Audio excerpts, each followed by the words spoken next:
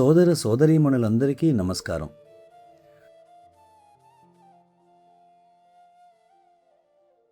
నేనొక విషయాన్ని క్లుప్తంగా చెప్పాలనుకుంటున్నాను.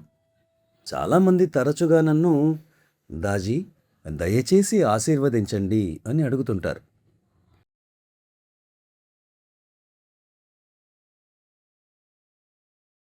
ఆశీర్వాదాలు అలా అడిగితే వచ్చేవి కావు.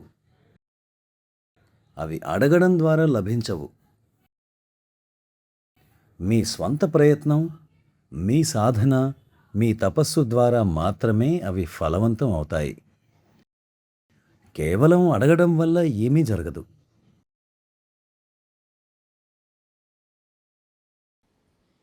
दूसरा। ప్రజలకు అలవాటైన మరో విషయం ఏమిటంటే పెద్దల పాదాలకు నమస్కరించడం. ఇంట్లో అయితే అది పర్వాలేదు. కానీ ఒక పెద్దాయన నడుచుకుంటూ వెళ్తున్నప్పుడు మీరు హఠాత్తుగా వంగి వారి పాదాలను తాకాలని చూస్తే పాపం ఆ వ్యక్తి కింద పడిపోయే ప్రమాదం ఉంది. దేనికైనా ఒక పద్ధతి, సందర్భం ఉండాలి. మీ ఇంట్లో మీ తల్లిదండ్రుల పాదాలకు లేదా మీరు నిజంగా ప్రేమించే, గౌరవించే వారి పాదాలకు మీరు నమస్కరించవచ్చు. అంతేకాకుండా ప్రజలు గురువుల దగ్గరికి వెళ్ళినప్పుడు ఏదో ఒక దురాశతో వెళ్తూ ఉంటారు. ఏదో ఒకటి పొందాలనే కోరికతో, ఆశీర్వాదం దొరుకుతుందన్న ఆశతో వారి పాదాలను తాకుతారు. కానీ అది అలా పనిచేయదు. నిజానికి అలా చేయడం ద్వారా మిమ్మల్ని మీరు ఇబ్బందుల్లో పడేసుకుంటున్నారు.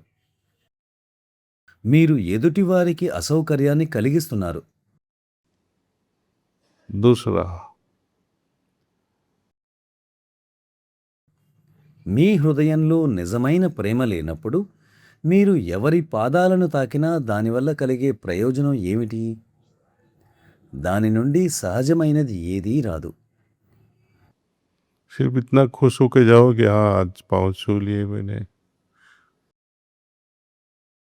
ఈరోజు నేను వారి పాదాలను తాకాను అని మీరు సంతోషపడవచ్చు, లేదా ఆశీర్వాదాలు లభించాయని ఏదో ఒక భ్రమలో ఉండొచ్చు. కానీ అది కేవలం మీ భ్రమ మాత్రమే. ఒకవేళ మీలో నిజమైన ప్రేమ ఉంటే శారీరకంగా వంగి నమస్కరించాల్సిన అవసరం అస్సలు లేదు. మీరు ఇంత మాత్రం అర్థం చేసుకుంటే చాలు. మీ దైనందిన జీవితంలో ఉదయం ధ్యానం, సాయంత్రపు నిర్మలీకరణ, రాత్రి ప్రార్థన, ఈ మూడింటిని ఎప్పుడూ వదలకండి. పాదాలను తాకడం ఆపండి, మొక్కుబడిగా నమస్కరించడం మానేయండి. కానీ 3 పనులను మాత్రం ఎట్టి పరిస్థితుల్లోనూ విడిచిపెట్టకండి. ధన్యవాదాలు.